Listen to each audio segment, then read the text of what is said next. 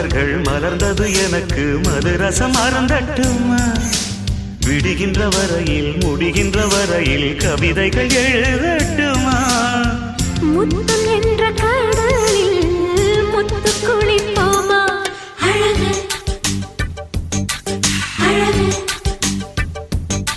ஓ நீ நடந்தால் நடையழகு அழகு நெருங்கி வரும் இடையழகு அழகு வேலெறியும் விழியழகு